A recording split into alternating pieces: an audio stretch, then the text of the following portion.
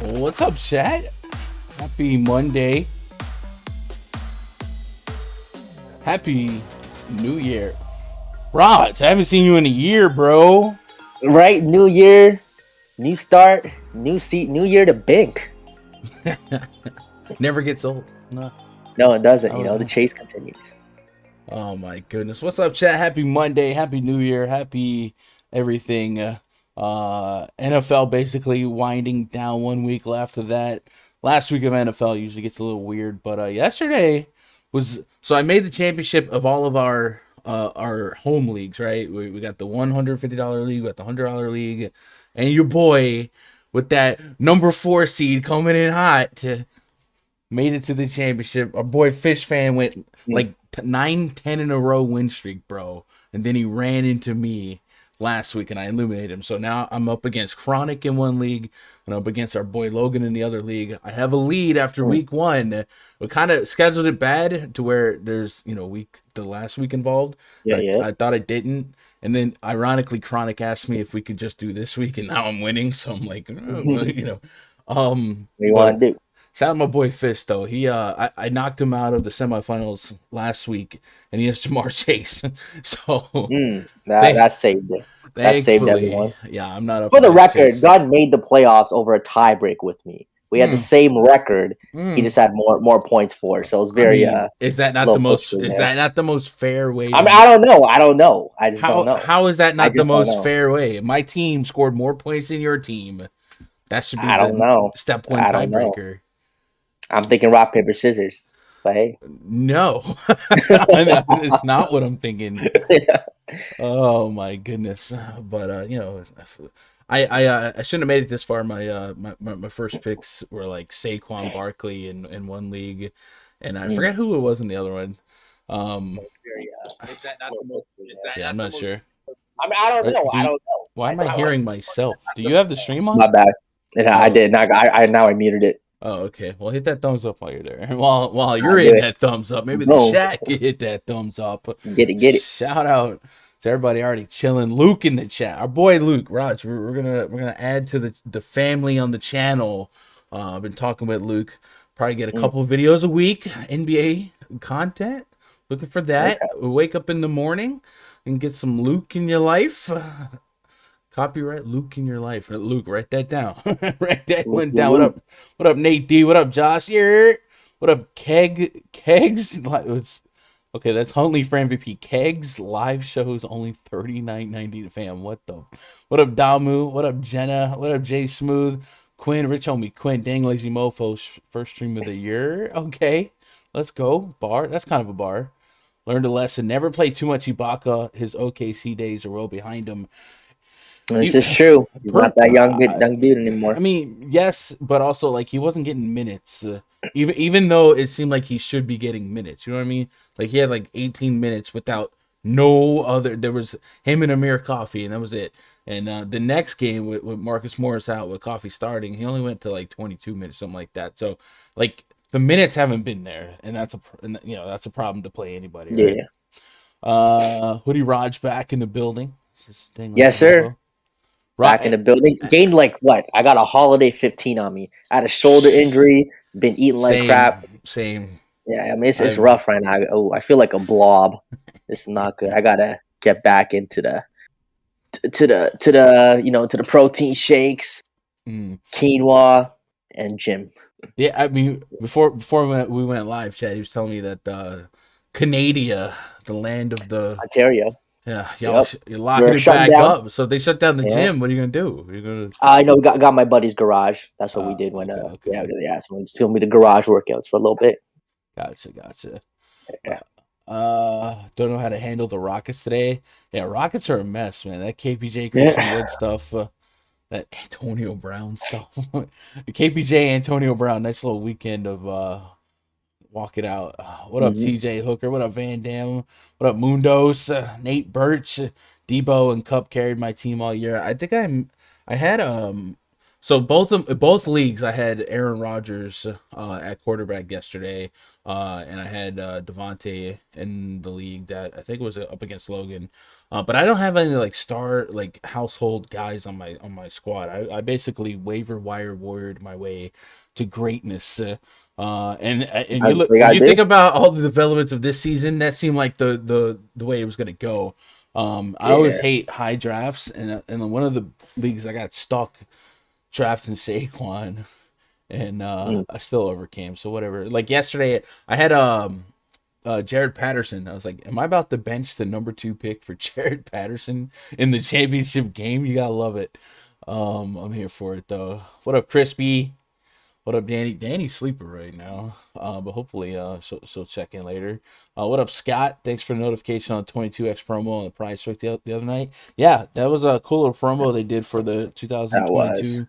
They didn't hit it though. I did not hit it, Sally. A lot of close ones. A lot of 4 out of 5s. So much pain in that one, but what are you gonna do? Yeah.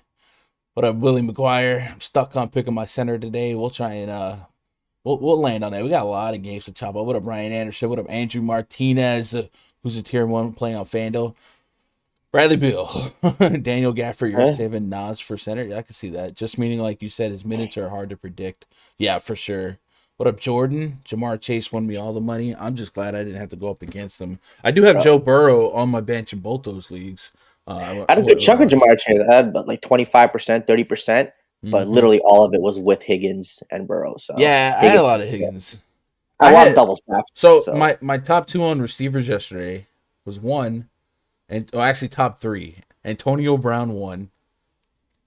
That didn't go great. Yep, he's my core guy too. I had Braxton Berrios a ton of. He was just so cheap and he was making lineups work. 2, and then Amon-Ra St. Brown was 3. And if in the spreadsheet, I don't know if you looked at it. I did, and I was on him too. Like I actually liked it because he's getting all the targets for Detroit, right? Great spot, all the plays. But then everyone's like weather. I'm like, all right, fuck it. I just put him more Antonio Brown because they're the same price as Antonio Brown. So I just put him more Antonio Brown. It's like, literally the perfect pivot was him. I was tilting. He took his shout out Antonio Brown. I mean, at least he went out with some flair and I don't know, a little interesting. He didn't just have a bad game. He just took off all his gear. Bro, the amount of people, there was a lot of people ready to defend him about that, like just assuming that they were trying to keep $1 million from him. Yeah. Which $1 million in the NFL is like $20. I don't think a coach or anybody. And last year, if you remember the last week of the season, the Falcons game, they were up 17 with 2 minutes left, and they kept throwing him bubble routes just to get him his incentive. I was like, that absolutely wasn't it. It's coming out today that he didn't want to play because he felt like his ankle injury, which is fine. Like I respect it. Maybe don't parade out there, and I guess they told him to get out the way then, and he got out the way. But like there were people ready to. There was like woke Twitter about to go nuts about it. I'm like, come on, dog. Yeah. It's AB. Like anyway. Basketball last night. Jaylen Brown 76.25 fantasy points on DraftKings. 50 real points, 11 boards. Big game from him. Josh Giddey with a triple double. 17, 13, 14. No SGA in that game. No Lou Dort in that game up against the Mavericks. Huge night. Sabonis 62 fantasy points. 39 minutes there were. No point guards. Fred VanVleet dropped to 54 in the afternoon. LeBron with another 50 fantasy points. Finally didn't put up 30 real points in the game. Siakam 50. The Raptors just keep dropping 50s. But on the main slate, I had quite the heaping of Josh Giddey, Sabonis, Jaylen Brown on FanDuel. The only guy that held me back from greatness yesterday that I had way more than I should have was Jimmy Butler, unfortunately. But other than that, yesterday was a profitable day off. I got in there for 20 lineups late in the afternoon and just let it ride, and it was a fun night. So anytime you can make money on your day off, it's a good time. But today we have 10 games, Ross, 10 of them to chop up. A lot of good ones, a couple high totals, a bunch of studs, bunch of value. So it should be a good old fashioned keep your head on a swivel news day, and we'll try and uncover all of the sneaky plays from this far out. Chat, you know how we do it. We're completely and wholly interactive. So if you guys see news drop, or if you have opinions on players from each game, be sure to interact. Drop your plays, your favorite picks, your questions, anything like that. And let's get into it. First things first, rest in peace Uncle Phil. Second thing, let's get caught up on what Underdog has for us on the news. Shout out to JFan. If you're on Twitter, follow Underdog __ NBA. And the 3 p.m. tweet every day gives us a couple things most notable to watch. And as we go game by game, we'll get a little bit deeper on all the supplementary guys that it could be in, out, or in health and safeties. Brandon Ingram's questionable. Chris Middleton questionable. Draymond Green is expected to play. LaMarcus Aldridge questionable. Eric Gordon questionable. Nick Batum questionable. Matisse Thybulle questionable. And Yusef Nurkic doubtful, on top of several situations where we already know some guys are going to be out. I believe we have Porzingis in health and safety protocols. That's not what you want. I believe we knew already that KPJ, Christian Wood, got suspended. That was announced earlier today. Lonzo Ball's back in the mix.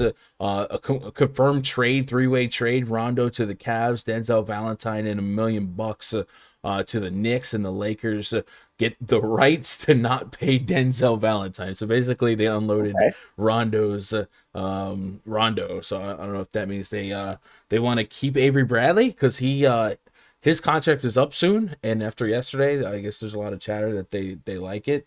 We'll see if that's what that means. And then I think we also know Damian Lillard's out in the late game, and then we'll chop up everything as we go game by game. But chat, if something crazy breaks while we're live, spam it in the chat, man. I don't mind it. Otherwise, this stream brought to you by RunDFS.com.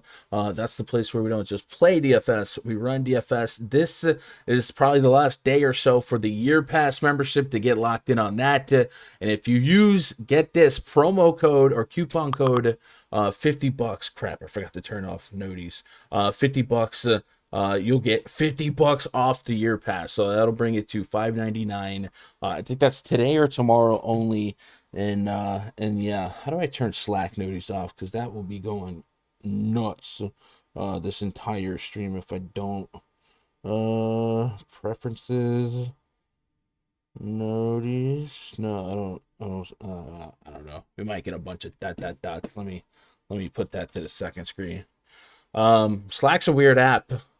I only use it for for one thing, and I haven't used it until this past year. And then lately, there's been like Slack advertisements. I don't know if you've seen those, but I'm not. In the ads, the commercials, they play the Slack noti, so it's like ... So every time it happens, I'm looking around the house like, what the heck? Like thinking I have a Slack noti, but like I hear it from the walls. It's I don't know how to explain the ... Raj, have you taken a look at PrizePicks yet today? I did actually already locked in a 5-pick bet. I got Bradley Beal, Gafford, Kuzma, Wendell Carter Jr., and John Moran all over on fantasy points on a 5-pick flex play. All right, I can get behind that. Yeah, Gafford, I think is best. He's at 33.5. He only played 20 minutes last game, and we'll get to that, so that's a little odd. But if you see 30 minutes, he's just smash. Kuzma, Beal, John Moran against Brooklyn. John Moran, you remember, primetime Rondo? John Moran's a real thing when he just goes against some of the elite guys in the league. The LeBrons, the Durants. Yeah, I've noticed that for sure. He plays up. Yeah. He's charged up, I'll say. Yeah. And then, you get no Dylan Brooks. It's just even more purpose. So I don't mind that call. Anyway, if you guys want to hang out with us up until lock after this stream, we'll be in the RunDFS.com VIP Discord and in the voice chat, which looks a little something like this. Jump in here, and when you do, click the NBA chat icon. You don't have to talk, but you can. You're welcome to be part of the conversation. And if you're a little gun shy to start with, just type in chat. We'll get back at you. Hey, if you want to start a screaming match, just say LeBron's the GOAT or Jordan the GOAT, and we get popping. Fireworks go off. Yeah, maybe not today on a 10 gamer, but if we ever get I think we got a slow 4 gamer on Thursday. Couple grenade launches. I'm sure we'll get the somebody who pulled a pin. Klay Thompson is not Scottie Pippen or something. I don't know. What up, J. Cole? Jermaine. Cole Quinn says, I'm just glad there aren't 100 guys on the injury report anymore. It's still pretty busy, but I guess today is just naturally busy because it's a 10 gamer. But yeah, a lot of teams coming back from the wayside. Minute projections for Tice, got to see more than 27 against a center like Embiid. You would think so. I put 26 at the moment. It's hard. Obviously without Christian Wood, and no Şengün, you would expect as much as he can handle. But Silas has been predictably unpredictable. J. Cole says he tailed that, Raj. So whatever, I guess what you just gave out on PrizePicks, he tailed it. Chad, if you guys got some PrizePicks for later in about, I don't know, an hour or so, we'll bust open PrizePicks. We'll do the plug, but we'll also look for a couple plays that we want to get on. So if you guys already have some, drop them in chat later, and maybe we'll make a community card or something like that. What up, Renza? You can call him Embiid. He's definitely about to put the Rockets to sleep.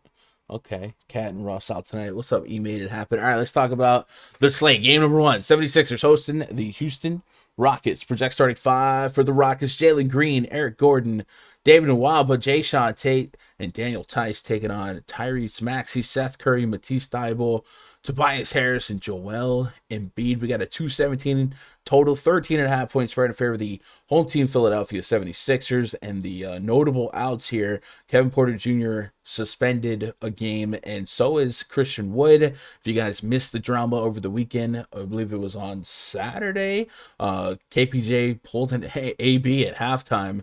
And KPJ's got a history of disciplinary issues, man. And I guess he literally left the arena. Like, he left. It was like, F this, I'm out. And then Christian Wood reportedly refused to check back into that game, which was already chaos for me, Raj, because I had zero of the Rockets. And then as the slate progressed, Christian Wood was, let's go home. Let's go home. Oh my God. I can't wait to hear this one. Let's go home. Let's go home. Let's go. Ja Rule has more hits than Tupac. Small penis. I'm just saying. I'm saying, okay, you go to a Britney Spears concert, you go to a Backstreet Boy concert, and you start playing some Ja Rule hits versus Tupac, they show more love to Ja Rule. In terms of reaching a wider audience, I would say Ja Rule has hits for a wider audience. Anyway. I mean, hey. Anyway, from a live late swap experience on that last Rockets slate, the lineup started dropping, and the lineup came out. Daniel Tice, no Christian Wood in the starting lineup, and we had just seen that no Marcus Morris was in the starting lineup for the Clippers that night. So I was late swapping like crazy because I did have a decent chunk of Marcus Morris. And then with no Christian Wood, I started Galaxy bringing. I was like, okay, well, then he's not going to play if he's not starting. And then there was reports that he wasn't warming up. And then right at lock, he was seen on the court and blah, blah, blah. So long story short, I got into some Rockets after not having any Rockets. So that really hurt because I had a really strong core that night. And that included KPJ, got into a little bit of him in the small forward spot. And he rage quits halfway. Got into some Daniel Tice, who like got minutes, I guess, at the end to despite himself, but it was just complete chaos that night. So thankfully we have this news now. We can kind of guess what's going to happen. But Raj, I think ultimately the main thing we should guess that's going to happen is the Rockets don't really have a competitive squad on the floor here on the road against the 76ers. I guess you could also argue the Sixers have played down in certain spots to some short-staffed teams, and sometimes young and hungry teams can surprise you. But in this incarnation of the Rockets lineup, we're probably going to look at Jalen Green and potentially Eric Gordon as the main guards here. Eric Gordon, not 100% certain to play. He has officially a questionable tag on him with right hamstring tightness.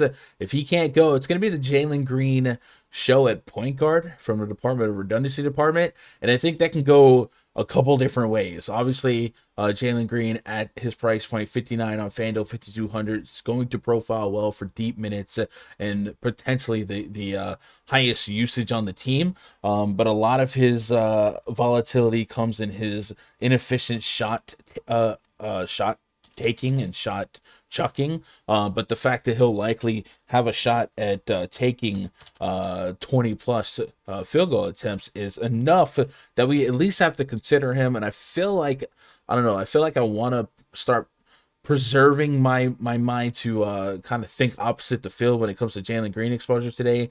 We have 88 minutes of sample size of him on the court without KPJ and Christian Wood, just a 23% usage rate and a 0.7 DKP per minute. But but like I said, the shot volume is going to be great. So I'm on the fence on what to do with Jalen Green. If I don't know, if Jalen Green came in at 25% on a 10-game slate from where we're at as a 13-point road dog, would you be that interested? And then flip that, if Jalen Green comes in, single-digit percent owned, would you be interested? I don't know quite how to read the Rockets here. I guess the only thing that I would be able to be confident is putting a decent amount of minutes on some decent price points. I'm not overly enamored with Daniel Tice's matchup against Embiid, but obviously at min price ish on Fanduel and DK, like there's not much that he has to do to pay off that price tag. Jayshawn Tate has shown himself to be a guy that can be fantasy relevant. He's under 6K. I think he can knock on the door 30 plus fantasy points. We've seen Kenyon Martin this season also thrive in situations like this. And on top of no Christian Wood, there's no Şengün. So a guy like Kenyon Martin might get some backup big opportunity anyway. But man, I think it's spin the wheel, make a deal with these guards, and I don't feel overly confident with any of these guys. And because I don't feel overly confident with the Rockets, I don't know if this means Embiid is somebody I can be light on, bracing myself for a potential lopsided game, because when it comes to Embiid, he's priced at the fourth highest tag on DK, about $1,000 cheaper than Jokic, but a stone's throw from Curry, Giannis Antetokounmpo, right above James Harden, who's put together a string of 70s. Trae Young's in the mix as well. What are your initial leans on the Rockets? How confident are you in them? And then on a 10-game slate, do you think Joel Embiid becomes expendable, at least on DK?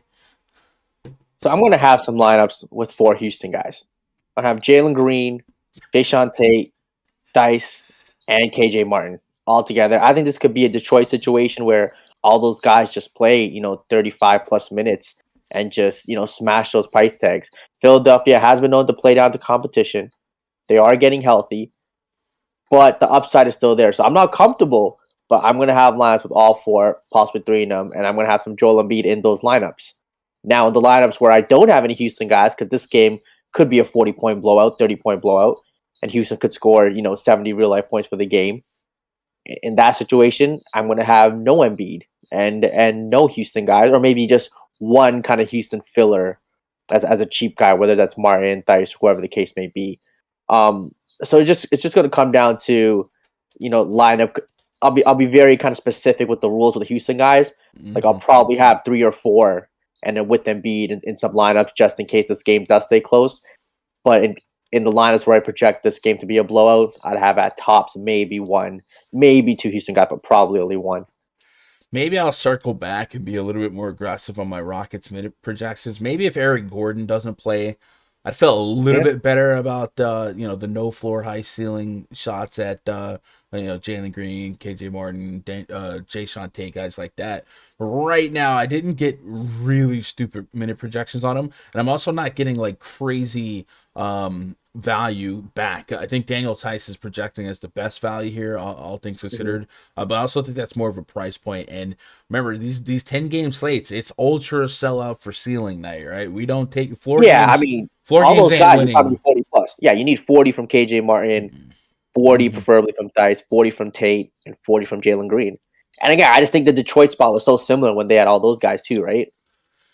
Yeah, but it's not like Detroit truly had like a small rotation, right? Silas has been notorious all year for spreading out minutes, and then I don't know. I guess their injury list of outs today is decent, but it's not as crippling as the Detroit situation. So I guess that's that. But also, if you can bottleneck all of the usage and the points to a couple players like you were able to do with the Detroit Pistons, I get what you're saying. Diallo, Sadiq Bey, they put up 60 combined points, the team dropped 80. So if you think Jalen Green could be somebody that's responsible for 20, 30 real points, absolutely fire him up. And I think I'd be more privy to that outcome if Eric Gordon got rolled out. Just make me feel a little bit better. But Jayshawn Tate's somebody I don't mind as well. I kind of do like him in this split as well. But when I took off KPJ and Christian Wood, said, nobody's averaging a point per minute. Like nobody. I know there's no sample size behind it, but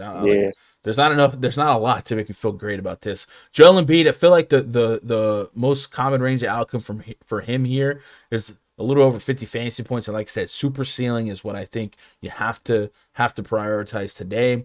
Maybe Jokic coming off a couple of low games for his sake is enough to cause some buyer's remorse. But $1,000 away from Jokic, if I look at my early projection run, I got Jokic leading the slate in fantasy points and outscoring Jokic by 8 fantasy points right now.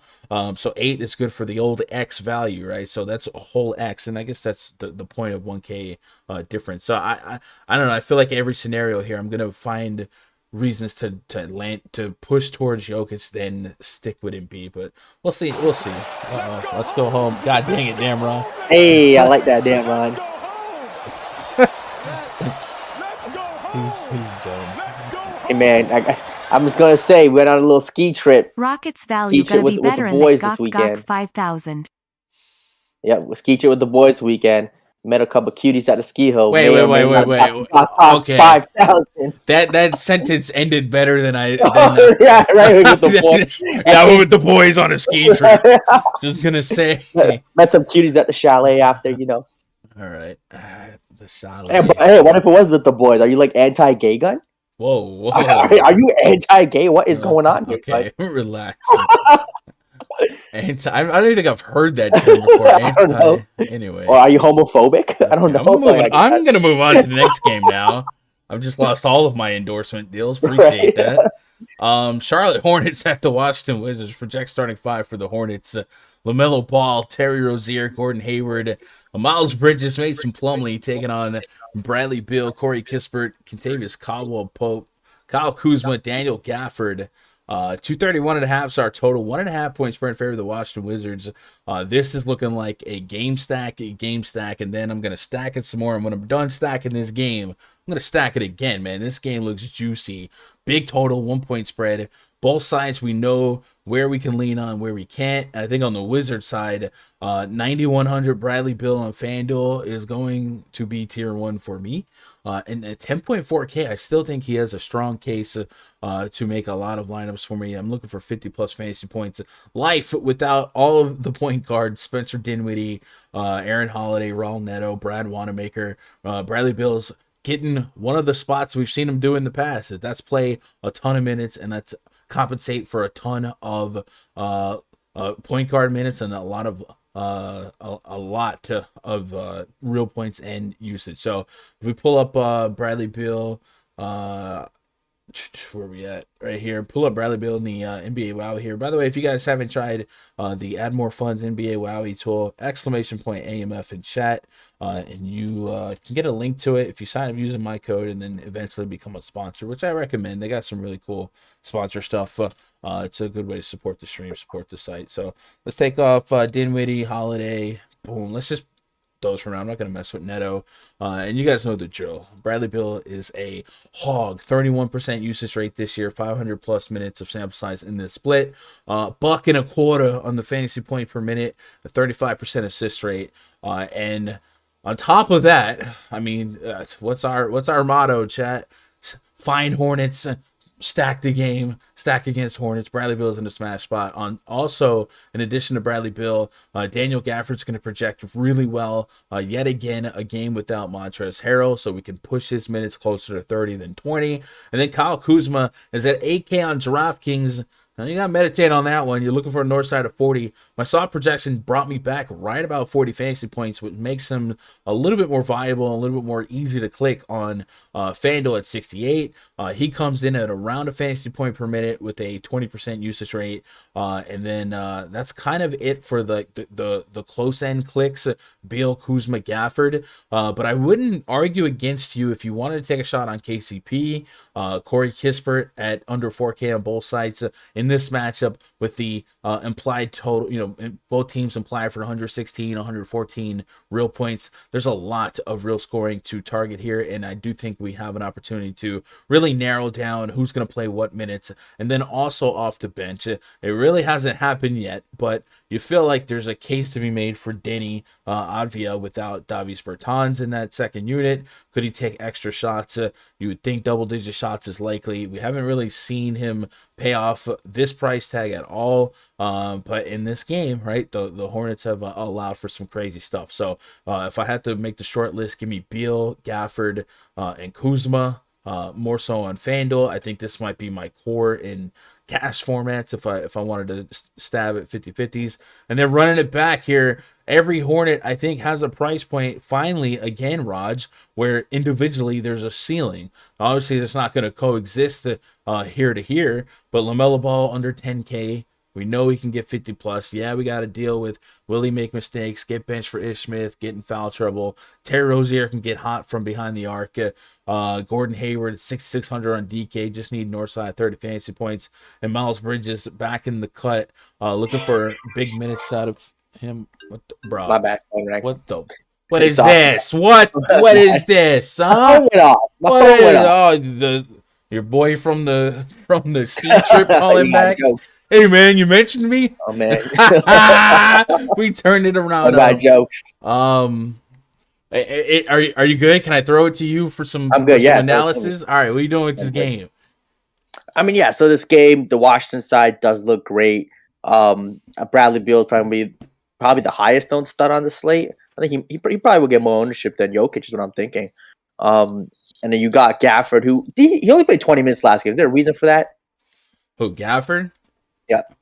I can get to the bottom. Wasn't really foul trouble. He got 19 and 8 in 20 minutes, but he only played 20 minutes, which is weird. Let's pull up the minute run here. It was. I know Chicago has a tendency to move people small. But we'll pull up the minute report on that. I did play him, and I didn't feel like I was disappointed. No, he came through. Yeah. I just want to know why. Because they had Vooch out there, so. Yeah. All right, continue, and I'll get you the answer. Yeah, so, I mean, if you play 30 minutes, you should smash. Kuzma is at an interesting price. On FanDuel, you can definitely core him. 8K on DraftKings, I think he becomes maybe a kind of a tournament play. At 8K, I think he definitely has that 45, 50-point upside here. But it's just a tough price tag to pay 8K for Kuzma. So he's interesting on DK. Charlotte side, people have to remember, just not the same Washington team as last year. They've been better defensively this year. So I don't know if I'm necessarily running to play all these Hornets. I probably wouldn't have more than. They have, but they've regressed. Like, they started really, really strong defensively, but there has been some decline regression-wise. They've actually fell back to the bottom 10 in defensive rating. So like they haven't really been shaking off that defensive we're good at defense narrative yet. And they're also short, right? No Dinwiddie, none of their scrappers. Looking back at that last game, by the way, Raj, it looks like the Wizards opted to close small. Their closing lineup was Kyle Kuzma, KCP, Bradley Beal, Danny Advia, and Anthony Gill. So I guess Gill was your small ball big here. So I guess that's something to watch. I thought is Gill for sure in. I thought maybe Gill is out now. The Wizards are listening Gill protocols ahead of him. So with Gill out, we should feel better now about Gafford back at 30 minutes. Yeah, I mean Bertans is playing though, right? So he's available today. Is he? I didn't have that. Yeah, he's available today. So I think he's actually also kind of intriguing at 3,700. Definitely have some upside there if he can hit a few of those shots. But yeah, in the Charlotte side, I think my favorite Charlotte guys are probably like Terry Rozier at 6,900 on DK, maybe even Gordon Hayward at 66. I think they both have that 40-point upside there. Price have come down a little bit, so I like that. When it comes to LaMelo at 9,500, it's fine. It's just he needs to have a big kind of ceiling game. Definitely need a 50 bomb, preferably a 60 bomb, which is possible. Averaging 53 in 2 games against Washington, but just the price tag makes it a little difficult. Yeah, I like this game a lot. Like, I'm just going to go crazy with this game and stack it to the ceilings, to the moon. I would expect deep ownership on the Wizards. Are you playing on DK or FanDuel tonight? DK. All right. So on DK, the AK Kyle Kuzma thought, can you do Yeah. it? And tournaments, I think he has 50-point upside here. He's been playing great, scoring, rebounding at a high rate. At 8K, I mean, this could be a 30-10 spot. He had 29 and 12 last game. You can get a couple extra peripherals against this team.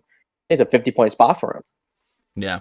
I saw I think I'm gonna be fine with getting to him pretty liberally at 68 on FanDuel.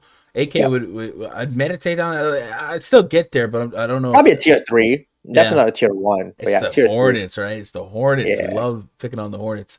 But and on FanDuel, and if I think I'm gonna run a couple of the 25 maxes and then maybe spray 50. Like I've truly got to wrestle with what to do with the Wizards in terms of ownership, because one, I'm gonna want to balance some leverage because I just love the Wizards in this spot, and two, like I just love them a lot. So like at 9,100 Bradley Beal in 25 lineups, I really might think about an 80% type of stance on that. So something I'll be wrestling with here. The Hornets the Hornets are a little bit more volatile, right? The Rozier spike games or the Melo spike games, the Gordon Hayward games, usually don't see them all three coexist. But if it's gonna happen, I think now it's more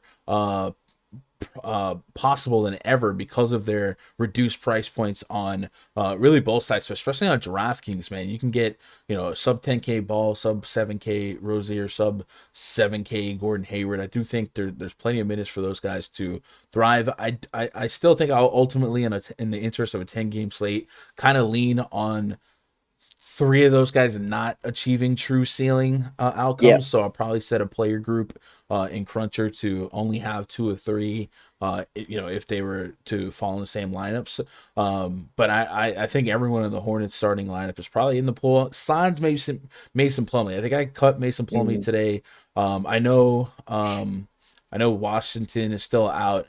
But I don't know. I think today is the day that I really need some upside at my center spot, and I also need a really high floor in minutes. And I don't know if I feel super confident in Plumlee's minutes here, even though I love his per minute production. So give me that. I don't know. Plumlee. I feel like I'm quick to cut Plumlee, but I might come back if I get that. Let me get caught up on chat. I think we had a lot that just happened a minute ago. Yeah, we did. No Harrison Barnes. Harris Barnes got rolled out. Dang. What up, Brandon? What up, Josh? Mr. OG Crypto says LeBron's 70+ fantasy points per game streak ended last night. Harden's currently at 70+ fantasy points. Do you think today's the day where Harden can fall in that regard, where Beal is the better play? Man, that is such a great spot for Harden. That's a value of subjective play. So you're asking, could Bradley Beal be a better play than James Harden? And I think the context of that would be, what do you mean? Do you mean like points per dollar? Points per dollar for sure. If any player on the slate drops 70, they're probably in the optimal one way or the other, especially on a 10-game slate where you start connecting the dots here and there and make it work. So if you, I want to say the price is not that different on DK. Like Harden, it's only 800 more. Or wait, no, sorry, it's math. Yeah, you had it. Yeah. So 800 more. So it's if you think Harden drops 70, I don't think that Bill's necessarily a better play, but I would not be stunned if Bill knocked on the door of a 60 in this particular matchup if it lives up to the hype, right? You give the Wizards 116 implied points. Bradley Bill's got his hand in that cookie jar for a lot of them. Put Jaylen Brown on us, get us 50 real life points. Maybe. Guns Clown and Anthony Gilchrist. Yep. What up, H? Gafford at 2 fouls like 5 minutes in. Yeah, put Raj on a minutes restriction for the disrespect. Hey, I heard Raj. I'm just saying, I heard Raj coughing before we went live. Might be entering protocols here. Bro, we're immune to the coronavirus. We are immune to the Gun's gonna be out here playing 120 minutes next game. What up, Ronald Jones? Yo, Ronald Jones. Hope you're okay. I saw you got injured yesterday. I saw that too. Lorenz Gafford's a lock for 30 with PJ back as well. Yeah, I can get behind that. So even with Gil out, if Bertans is coming back, they may still find a way for Gafford to not get 30. I guess that's possible. It's viable. I'm not putting Gafford at 30 either way. I'm putting him at 28, and just on the season, you give me 28 minutes of a center in this fast pace against a team like the Hornets that are lackluster in the rebound category, lackluster in defensive efficiency. I'm just gonna have shots at Gafford. Whether or not he's a tier 1, that remains to be seen. But I don't see Gafford slipping below a tier 2 based on the information we have. Right? They have a couple bodies that they could still sacrifice Gafford for, but I don't know. I tend to lean on expecting him to play unless he's in foul trouble or whatnot. Beal is unlocked when he's running point guard 100%. Washington's out as well, so Plum Dog is in play. Yeah, Washington's been out, right? Plumlee's kind of had this opportunity in the last couple of starts. Yesterday was a little lopsided. What are you going to do? But 32, 29 minutes in the 2 games prior. I think he's a point per minute guy, but I think the price is a little bit more appropriate now. I liked him at 4K for 30. The 5K, I got to take that 30. And like I said, on a 10-game slate, I'm going to need ceiling out of every spot more than likely, right? We're just too much. And this is from a tournament mindset, right? If you think, cash games, you can live with that 30, 35, take it. But in tournaments, man, I really, really got to prioritize guys that I think have a true ceiling on their price point today that's worth having. And I don't know if Plumlee's that dude for me right now. But if something changed, like I wouldn't hate coming back. I think Gafford's ceiling's a little bit better, especially for Fanduel with the blocks being kind of baked in. Hornets kind of undersized and giving up over 5 blocks a game so far. So I think there's a lot more going in Gafford's way than Plumlee's way for me. But that's just me. What else we got here? What's up, Danny? Is my girlfriend awake? Hey,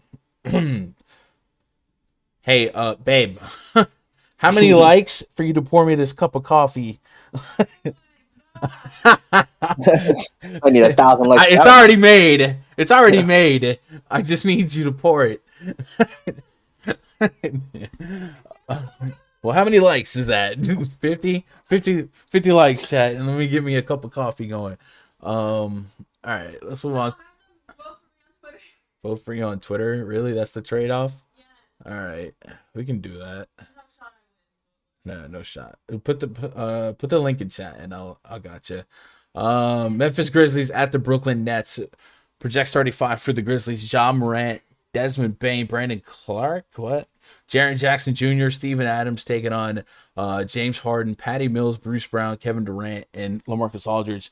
I don't know how in the world I take Brandon Clark here, but I'm going to say there's a greater than great chance that he's not starting at small forward. So let's put... man, I don't know. Killian Tilly for now. Jesus. Tyus Jones. I don't know. They might go Tyus Jones and put Bane at the 3. I don't know. Basically what I'm getting at is we don't have to play Kyle Anderson. For the love of God, we don't have to play Kyle Anderson.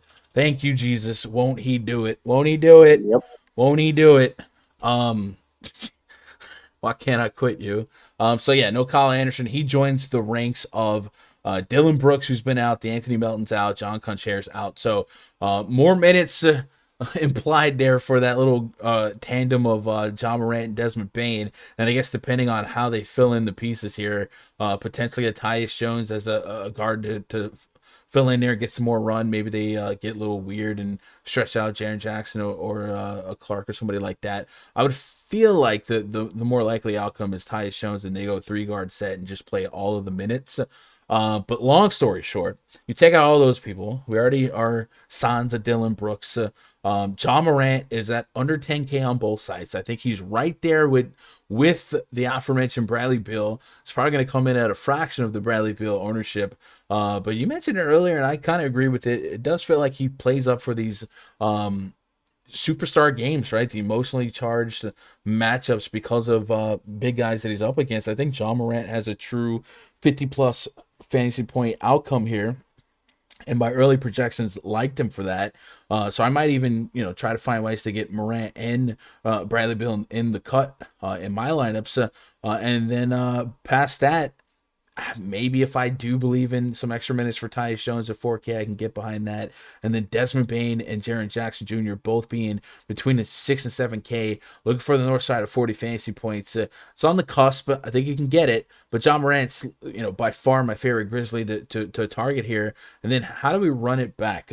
One of the craziest stats, and I guess I can stat muse it. Maybe this will bring it up, but the before John Morant's injury, Raj, the Grizzlies were the worst defense in basketball, and then when John Morant was out, the Grizzlies became like the best defense in basketball. So Memphis, let's do Memphis Grizzlies defensive rating with John Morant let's go 100 games, but probably make it 113.4 with John Morant, and then without John Morant, it goes to 104.9.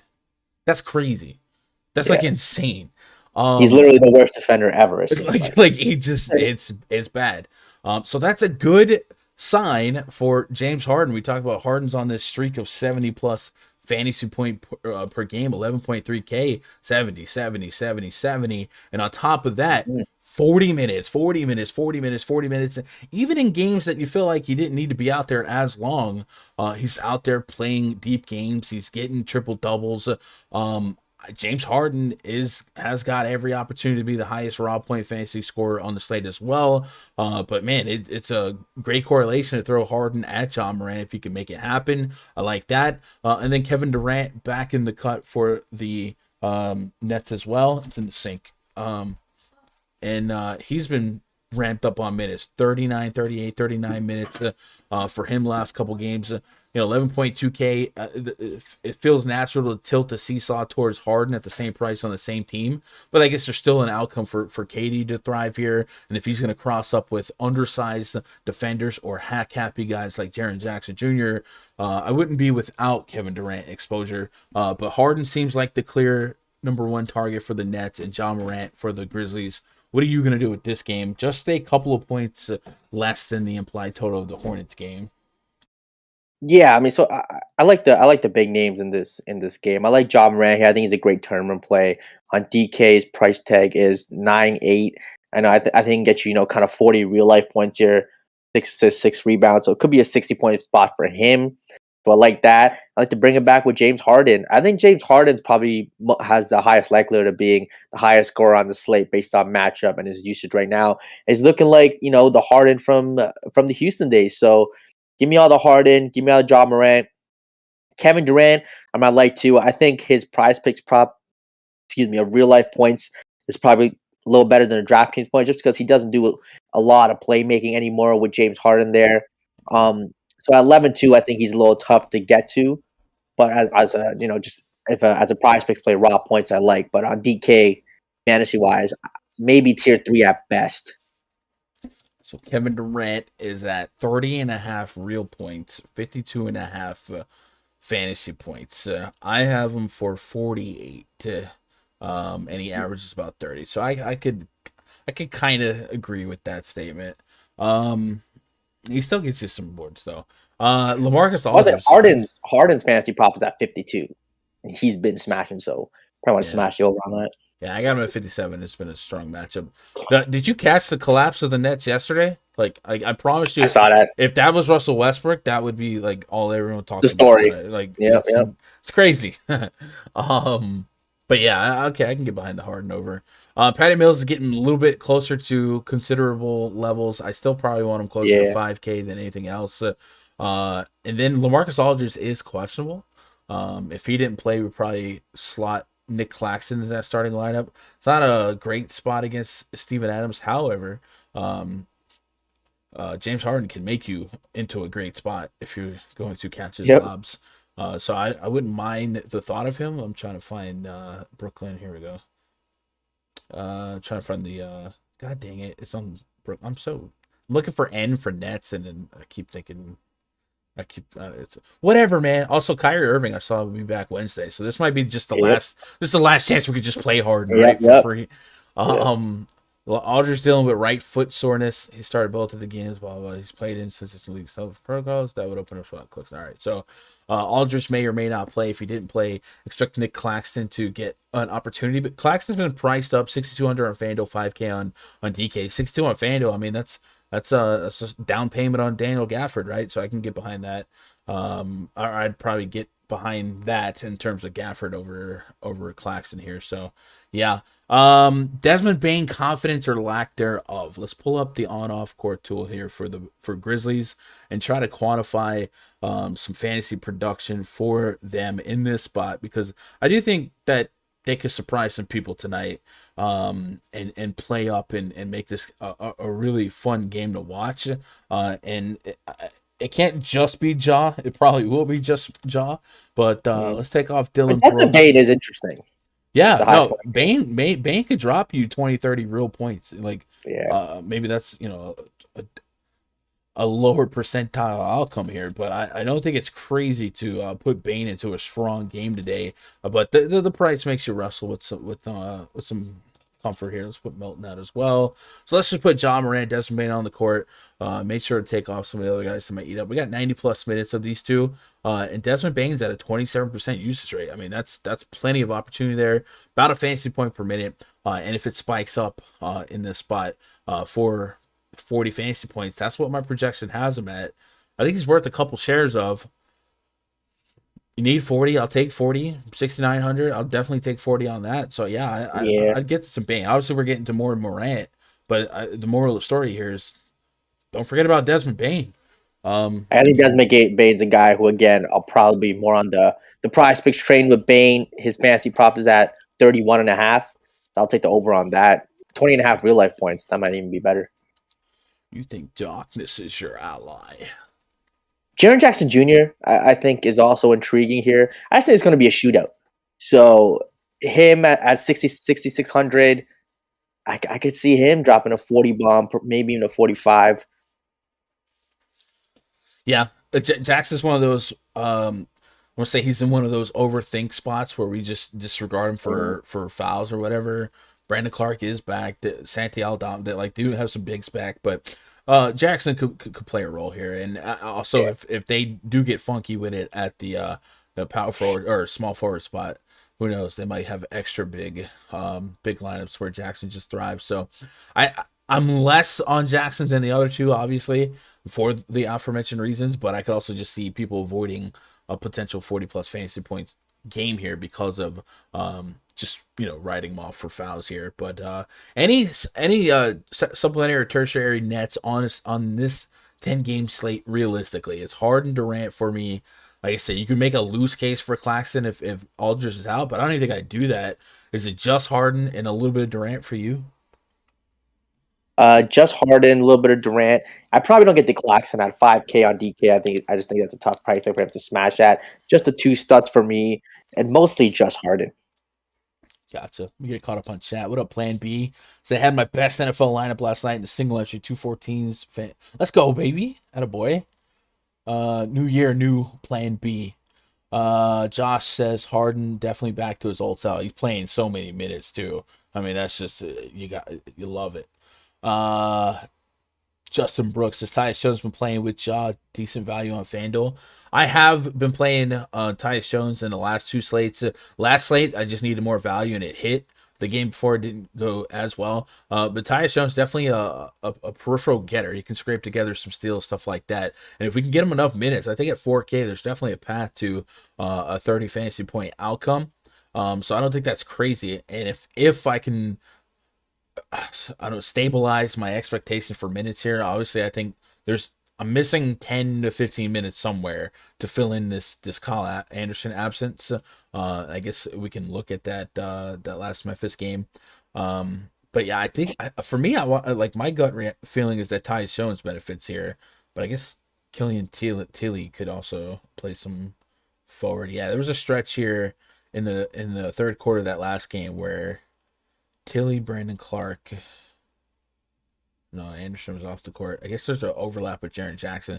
So you might even get Jaren Jackson playing some small forward minutes here. But Tyus Jones did share the court in the fourth quarter with Ja Morant. There wasn't overlap between Ja Morant and Desmond Bain, from what I can tell.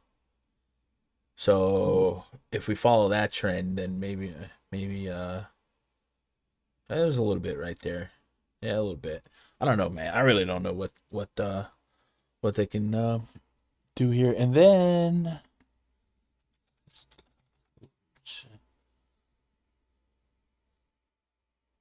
looking for. No, that's not it.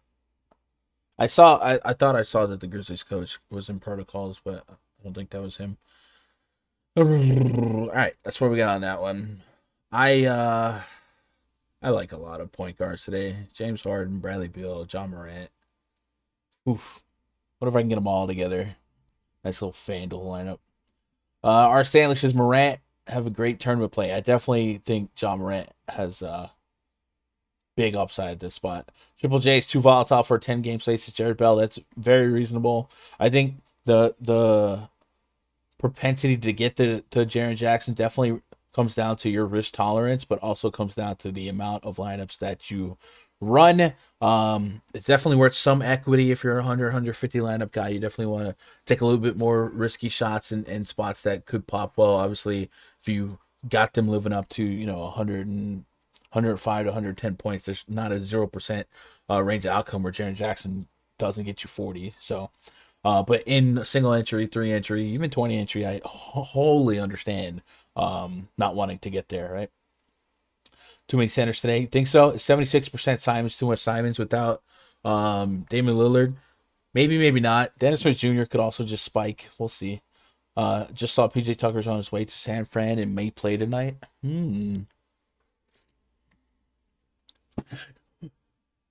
That's PJ Tucker's music.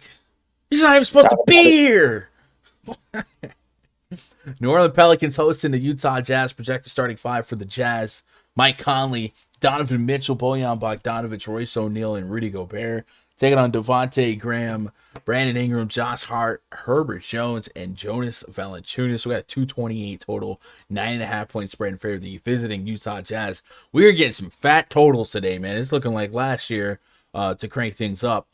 Utah Jazz, they are faster in pace this year, and their offensive efficiency is nuts. 117.6 points per 100 possessions. I believe that's good for the best offensive rating in all of basketball, and that would be correct. Edging the Hornets by 4. That's nuts. And it's up to you guys to really think if the Pelicans will keep this one close. I tend to relax the Jazz a little bit more on the road than at home. So maybe there's some fight, there's some spunk. But a big questionable tag on Brandon Ingram to really sway your opinion and my opinion as well. Let's go get caught up on the Ingram situation. He's missed a couple of games, right? We've seen a couple spike games from Josh Hart. Brandon Ingram's dealing with a left Achilles soreness. He is questionable. He has missed the Pelicans last 2 games. He was listed as questionable. All right. So if Ingram can't go, Raj, this one gets hard to piece together. You can play the game. If it does stay close, it's because of X, Y, and Z. X, Y, and Z would probably be Josh Hart, maybe Herbert Jones, Devontae Graham. And as you get a little bit deeper, I think one of the things that might get lost in the sauce is Nickeil Alexander-Walker is back, and he's somebody that can pay off 4,100 pretty favorably if he gets the opportunity. Last year, you've seen in the two games ago, 37 fantasy points, 27 real points. Like, he can compensate for some scoring if you need it. So I guess he would be somebody in deeper field tournaments that I would be fine with getting to. I don't have much interest in much from the Department of Redundancy department. But I think if we got Ingram out, you'd at least you owe it to yourself to make a decision on Josh Hart. I know 7,600 next to his name, 6,800 is a little hard to to get to with confidence. But without Ingram, we've seen him kind of pick up some slack here. 20 plus real points in 3 of his last 4 games, and gave you a shot at 40 fantasy points and a shot at triple doubles, believe it or not, in a couple of these games. So I'm not saying jam him in or play him. I'm just saying you owe it to yourself to make that decision here in this matchup against the Jazz if Ingram was out. If Ingram was out, realistically, Raj, do you think you're getting here? Do you think this game gets lopsided? Is this a write-off game? I think there's still a case for me for Donovan Mitchell being too cheap on FanDuel. But as we mentioned, with John Morant, with Bradley Beal, with James Harden, there's so much upside in more competitive spots pre-flop that I don't know. Maybe Mitchell gets lost in the sauce, and I just hope for a low-end 40 to not be the nuts. What are you leaning for on this Jazz game? Yeah, you mentioned Alexander Walker. I think at his price definitely has some upside, 4,500. I think he might be a kind of a, I don't want to say core value, but like kind of a tier 2 value type of guy. Maybe you have 20% of him at that price I like. If Ingram is out, Josh Hart I think is probably a tier 2 for me. 6,800 I think is a fine price tag. He's just been getting you, with Ingram in a lot of times kind of 35. Without him, 40 plus a lot of games. I mean, past 5 games, he's at 40 plus except in 1. So Utah, good defensive team, but recently they have been playing a little fast, so they just, because of the pace, you can still score a lot of points on them. So give me Josh Hart here in the spot. Other than that, if Ingram plays, I think that kind of takes away the upside of J-Val at 9,600, who's in. So probably don't get to him. The Utah side, it's a tough team to get to. Rudy Gobert, I think he's going to have to play a lot of minutes to just kind of size up with J-Val. I think he's in an interesting spot, 8,700. Could be a big spot for him. Don't hate it. But a guy like Donovan Mitchell at 9,700, I think it's so hard to get to him. Yeah. I'm just probably putting an extra 1,000 to get to Bradley Beal. I think the DK price on Mitchell makes him very expendable because of what's there, the Morants, the Bradley Beals. But $1,000 cheaper, you'd have to think about it. And that's what he is on FanDuel. In the shooting guard spot. FanDuel DK kind of inversed the guards for the Jazz, where Mike Conley at 7K on FanDuel, I don't really feel like that's a priority click for me. 63, I could see it falling, and then vice versa on Donovan Mitchell. Ultimately, with Whiteside back for the Jazz here, I don't know that I'm stretching Rudy Gobert to play extremely big minutes at a potentially double-digit point spread here. And then if Ingram was in for the Pelicans, I'm not running to play Brandon Ingram today, and I think that might just void the entire Pelicans ticket for me. And J-Val, I don't think 9,600 J-Val is even in the consideration for me at center on DK. 7-7 on FanDuel, you think about it, but I'm not thinking long. I think I'm just 10-game slate. There's going to be good plays where I didn't think there was going to be good plays. I feel like this is going to be one of those spots where I just lean on what I like elsewhere in the field. I guess keep an eye on Whiteside to be back for sure. He was in the concussion protocol. And if he doesn't play, then, they played Rudy Gobert to his core. We saw him play so many minutes against the Warriors, right? Thought that maybe the small ball rotation could edge him out, and he ended up playing 34, 35 minutes. So, I guess if Whiteside wasn't good to go, I'd feel a little bit better about Gobert, but I really don't think this is a game that's going to get into my 2s or 1s. I think I'm going to prioritize the Washington Wizard game so much higher. And then, of course, the point guards are going to be more so for Morant, Beal, and Harden.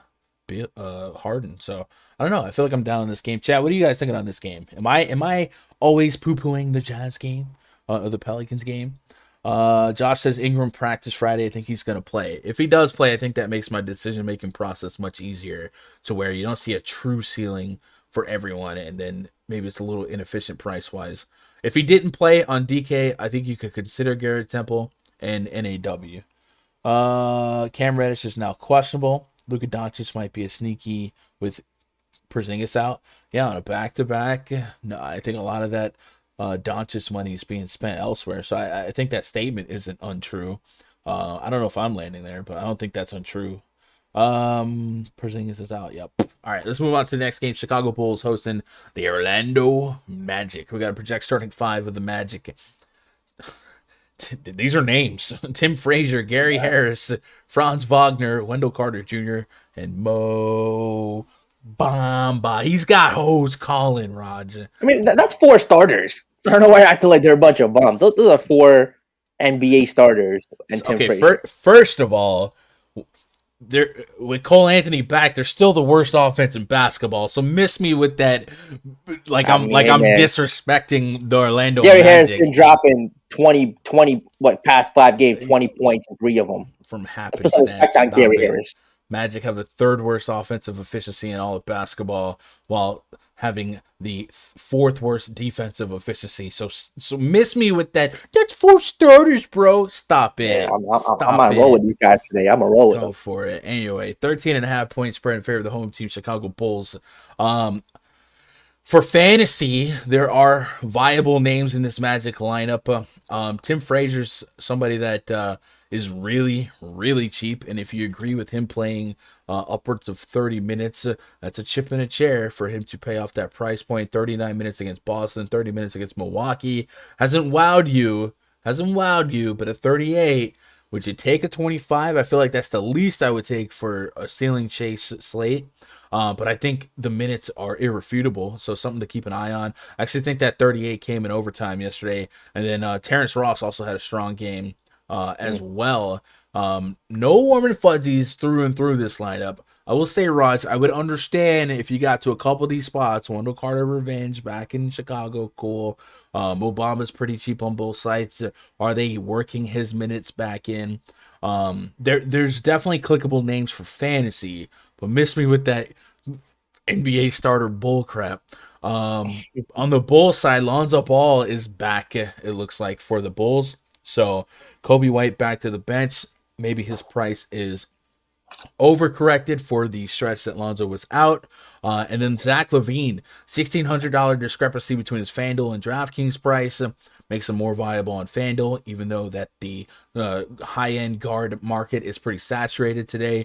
DeMar DeRozan, around 9K on both sides. So you can justify him and Vucevic against his former team, 9-4 and 9-2. I think with Lonzo back, I mean, this is the ultimate cannibalization spot for everyone, and it's a double-digit spread, so implied blowout. So I feel like the process, if we let the numbers and metrics drive the ship here, is to probably full fade it.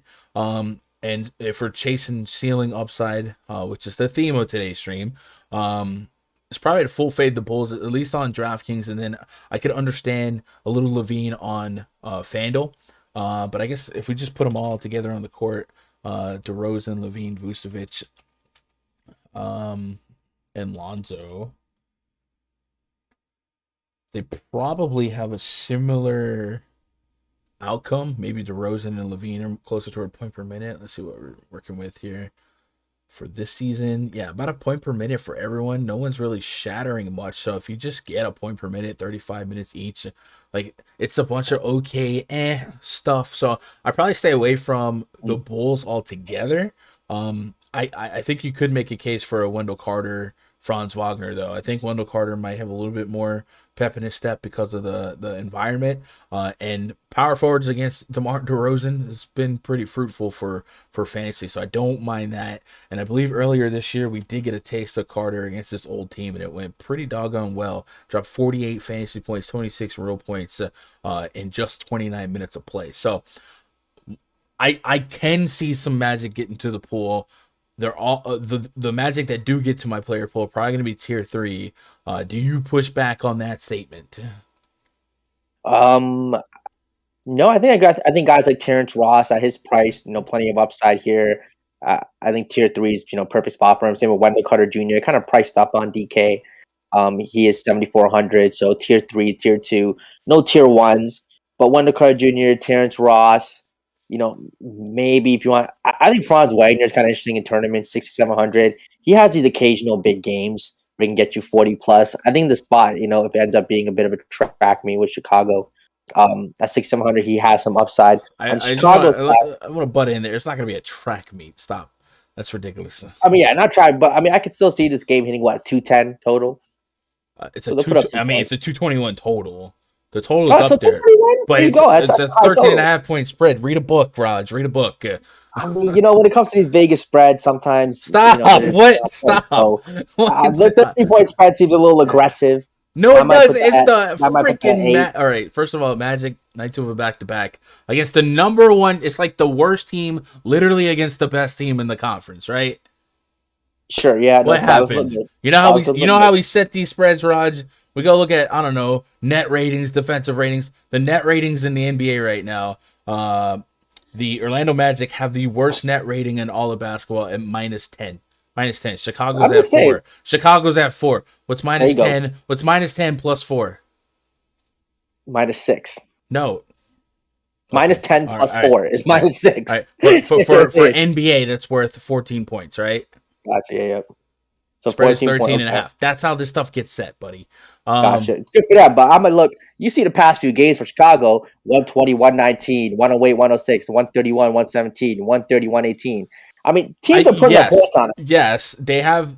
They've been lacking without Lonzo and Caruso. Those are big defenders That's for true. them. Yep. So Lonzo getting back in the mix might tighten things up. And they've been really, really short. So yes, I do think there was a hit without Lonzo and Caruso defensively, but it's the Orlando Magic, man. I don't know. I hear you. And on top of it all, the Magic went 12 rounds yesterday, having to go to overtime against the Boston Celtics. So it just seems like a run out of steam spot. So I'm conceding that I can get to some Magic guys as players, but I can't have any confidence here because I really don't expect this to be much of a competitive game. I think this game might be competitive for longer than you think, 3.5 quarters. So I think some of these Magic guys could get there. Again, not tier one pieces, but guys like Terrence Rodd at his price, if this game does stay close, I think he'll be the backbone of it. 25, 20 real life points. He could definitely smash at that spot. And you mentioned Wendell Carter. On the Chicago side, I don't think I'm getting to anyone because they're still priced like Lonzo's out on DK. Right. 9,900 for Levine, 9,300 for DeRozan, 92 for Vooch. So I think I'm okay just kind of fading this entire Chicago team. Yeah, I got no 50s coming back on my projections here. A couple 40s. Yeah. I think like I said, on Fanduel, you can make a case for Levine and DeRozan for me. I don't think I'm there on Lonzo. So yeah, for the most part, I might be down on this entire game. But I can get some Wendell Carter. Is basically what I'm saying. Blocks per game allowed 5.6 for the Bulls here, so a couple extra stocks implied there for Carter and Bamba. Bamba yesterday in that overtime game, just 18 minutes, so no fouls. So if some of these people that are coming back from some stretches, we see them deal with conditioning issues. Night 2 of a back-to-back, maybe don't expect Bamba to build up too much on that 18 minutes, so I might come back on my projection. I'm at 24, so I might come down to closer to 20, which would probably heighten my expectation for Wendell Carter, and then maybe they stretch that out. You can get away with one big against the Bulls because of DeMar DeRozan being their power forward, so something to watch, something to keep an eye on. Let's get caught up on chat. Art Stanley says Terrence Ross is the man today, even in a blowout coming off the bench. Talk about it. Points per dollar, I can understand it. Yesterday, he put up a Terrence Ross game, 30 real points and some steals there. 3 steals against the Celtics, 5 rebounds. How many of that came in extras? So in the overtime period, Terrence Ross, 6 real points and 3 rebounds. Is that what I'm saying? So maybe 10 fantasy points in overtime. But I think I understand, like, yeah, the minutes, he should have a pathway to minutes today. And if you think 30 minutes is there for Terrence Ross, sure, go for it. I don't think that's a bad shot for value. And if you think he's blowout proof, even more so. I actually got him for 30 fantasy points, and I'll take that at 44. I think it's a good call. Shout out to you, R. Stanley. Kobe White with Lonzo limited? No, I think Kobe White's a little too expensive. Even if Lonzo was just going 20 minutes, 25 minutes. Right now, limited is such a dangerous word in NBA. But even 25 minutes of Lonzo is enough to pull back White. Because let's be honest, White wasn't a comfortable click as it is. Yeah, there's a little bit of upside there. But in a vacuum, if we're getting 38, 33 minutes, if we take away 10 minutes at least, due to Lonzo, I'm probably going to allow it to push me back. I guess there's a world where we build on this lopsided game and he, gets a lot of fourth quarter run, just shoots out. But at least on FanDuel, maybe DK, at least on FanDuel, I'm probably out. Is Diallo worth it? Detroit got Cade back. I think we're done with Sadiq Bey and Ham Diallo at these prices while the Pistons get healthy. Yeah. David Sadly. Slash, do you think Drummond will be a good pick tonight? I don't think there's a reason to be on Drummond unless I miss some Embiid news. I think this slate's too big to really be targeting backup centers. From where we're at, what is Drummond's priced at? Drummond is 56. Yeah, I don't really think there's a reason to get there in DFS tonight with 10 games, 20 teams, a lot of centers to go after. Matchup's good. None of them from 3 for worth almost 90. Yeah, I agree with that, Stanley. Pat Bev back at LA sounds juicy to me. It's been a couple times, right? We missed the Ross ceiling game. It won't happen again until about 2 weeks. I think as long as there's no Cole Anthony, Jalen Suggs, all those guys, he has a shot 30 minutes. He's gonna get ball, shoot ball, and a couple peripherals to boost. So I don't think he's out yet. I don't think we're done with him. I think on FanDuel you can push back, but I think at 44 in DK, there's every bit of potential for him to hit. Let's move on to the next game. Pistons at the Bucks. Another lopsided game. Another 220 plus total. Pistons project starting 5. Killian Hayes, Cade Cunningham, Ham Diallo, Sadiq Bey, Trey Lyles, maybe Luka Garza. We'll see what they roll out. Up against Drew Holiday, Grayson Allen, Chris Middleton, Giannis Antetokounmpo, Bobby Portis. 227 total. 16-point spread in favor of the reigning, defending champions of the world. Raj, another potential blowout game. Let's just start with the Pistons here. DraftKings, there's no way, right? There's no way. 9K Cunningham, 9K to Diallo, 85. Like, I think the algorithms got to stabilize and normalize based on who's available going forward. Obviously, Diallo and Sadiq Bey have earned these tags versus what they've done the last couple games. But you add in Cunningham, who likely leads the team in usage. You bring back Trey Lyles, maybe eats more into Luka Garza than not. And then, Killian Hayes. There's no way you get to a Piston on DK tonight, right? Yeah, there's just no way you're going to get to those guys at those prices. It was fun while it lasted. I think Milwaukee side's interesting. If Middleton sits, then I think, a guy like Drew Holiday and Giannis just become, very viable plays. Giannis then, without Middleton, could easily be the highest scorer of the slate. If Detroit could keep it a 4-quarter game, I think Giannis is the highest scorer of the slate at 11-8 for sure. You give Giannis 35 minutes, he literally gets you 60 plus, close to 70 every single time in a close game. So, if Middleton sits, I'll take some Giannis. Drew Holiday at 8,500. I think he has 50-point upside. He's intriguing. With Cade back, I think this game, he kind of helps him keep it close. So, yeah, I think Milwaukee, those two guys are definitely interesting. Detroit side is just, you can't play anyone. Middleton, questionable due to personal reasons. Missed the last game for that. I would agree with most of what you said. I still think that, Giannis's price point, I might be a little quicker to get somewhere else because I don't know that I believe this game is any closer or further or much closer, I'll say, based on Middleton's absence. I just think the Pistons are bad and the Bucks are good. Would you hit the under on Diallo? Fantasy points 37. For Curious. PrizePicks? Yeah, it's at 37. Would you hit under? Let's see. 37 fantasy points. In this split, I guess we'll do a quick on-off court tool here. We'll do Detroit. We'll put Diallo, Cunningham, and Bay, right? And then we'll take off, I guess, just Jeremy Grant's the main one that we should worry about for this sample. And that brings me to 0.85 fantasy points per minute for PrizePicks scoring. And my projection on Diallo right now is at 30, and they got him at 37. So, yeah, I would probably take the under.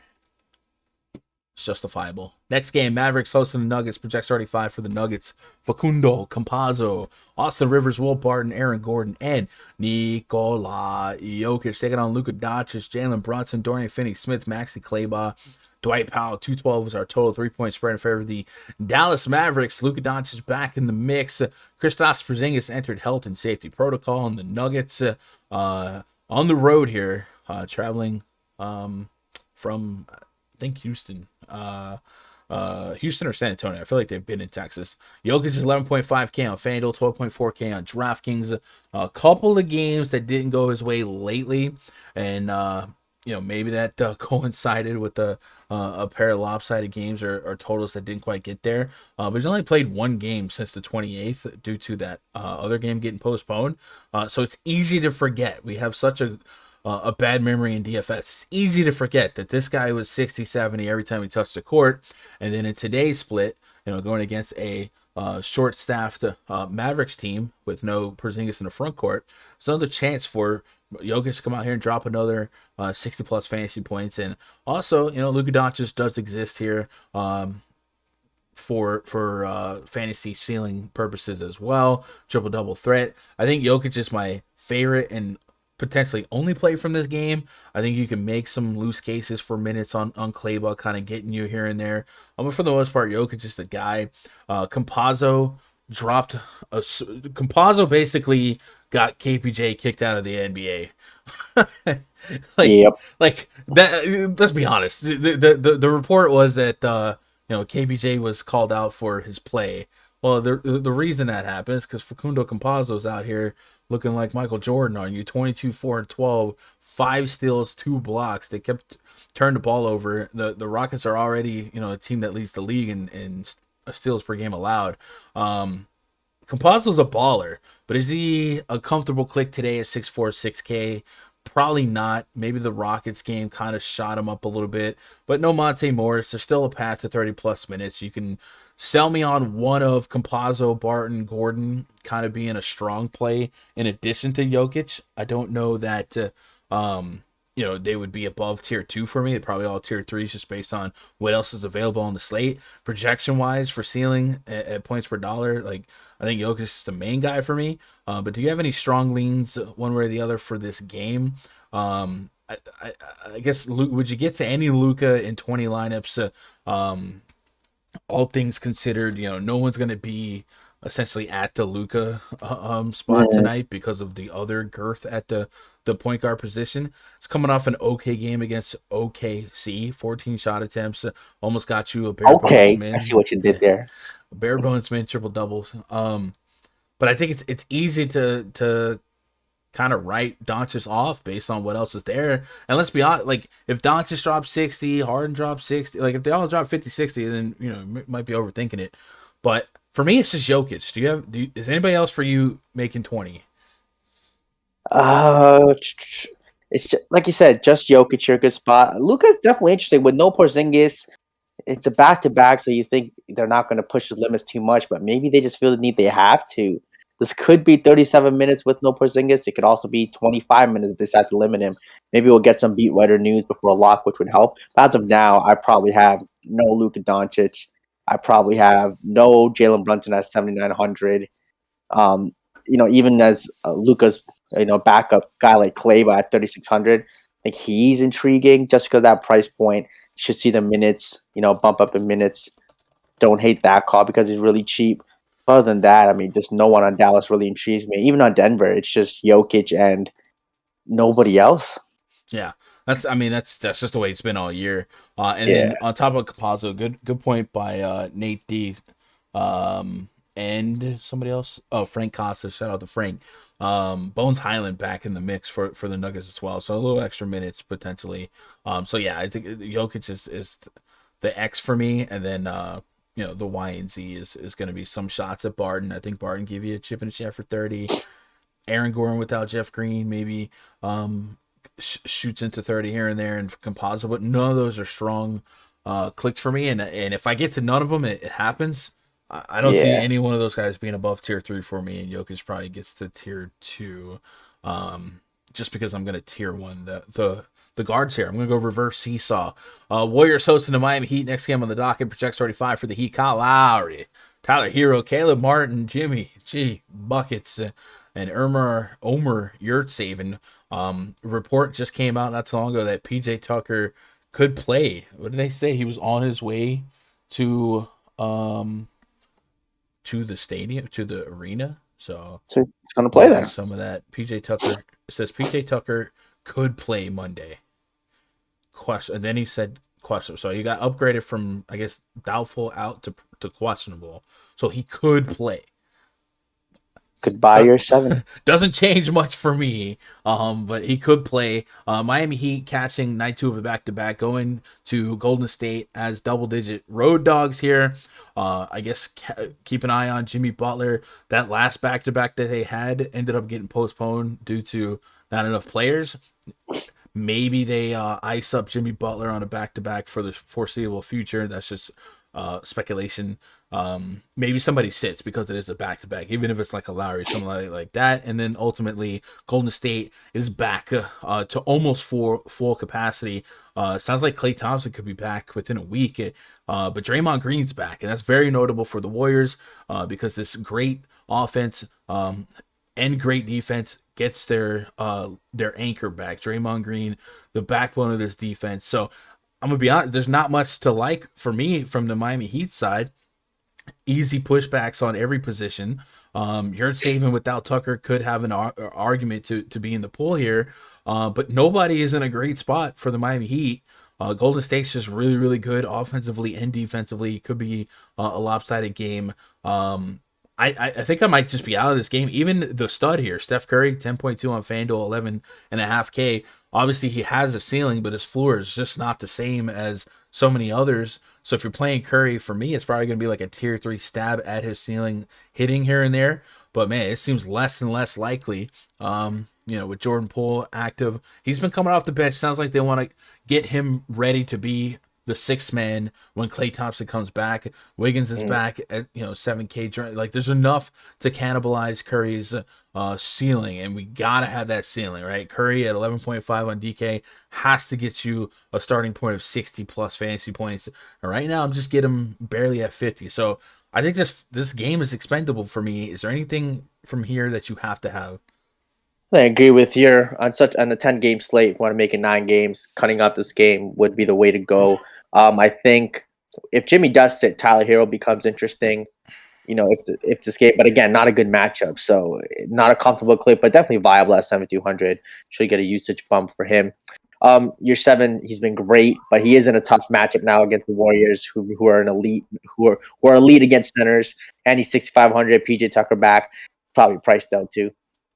Yeah. All right. So we can move on from that. Before we do that, let's take a pause for the cause. And chat, if you haven't signed up for PrizePicks, do it. Do it now. Download it on your iPhone, your Android, whatever you use, and download that PrizePicks app, or just go to PrizePicks.com.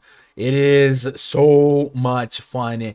Even Raj makes money on PrizePicks. I mean, that should tell you something. Mr. Ja Rule. Talk about it. Our boy Josh, he'll see this in an hour, but he says I'm at the first game still, so he's watching the stream on delay.